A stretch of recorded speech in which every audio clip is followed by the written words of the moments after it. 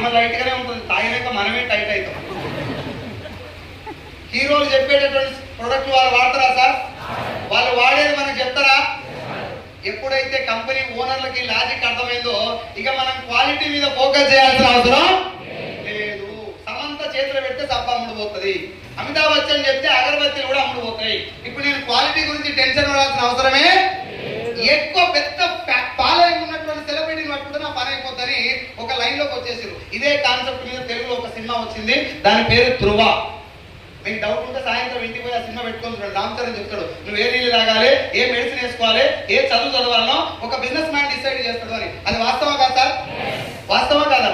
నీళ్లు చదువు మెడిసిన్ తో ఆగిపోలే. నువ్వు ఏ సబ్బు పెట్టుకోవాలి, ఏ షాంపూ వాడాలి, ఏ హెయిర్ ఆయిల్ వాడాలి, ఏ కుకింగ్ ఆయిల్ వాడాలి, దేనితో బట్టలు ఉతుకోవాలి, దేనితో బండ తుడుచుకోవాలి, దేనితో బాత్రూమ్ కడుక్కోవాలి, ఏది చీమలు రాకుండా పెట్టాలి, ఏది దోమలు రాకుండా వాడాలి, బట్టలకు వాసన వస్తే డేట్ పెట్టాలి, ఇంట్లో పిల్లల ముట్టికి ఏ డైపర్ వేయాలో కూడా అడ్వర్టైజ్మెంట్ డిసైడ్ చేస్తుంది. Yes or no?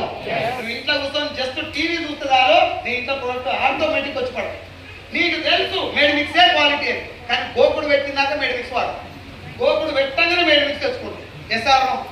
పళ్ళు ఊసిపోయినాక కోల్గేట్ క్లోజ్ అప్ వాడతారు. ఇట్లా వా అంటే అమ్మాయిని పెట్టుకోవాలి టీవీ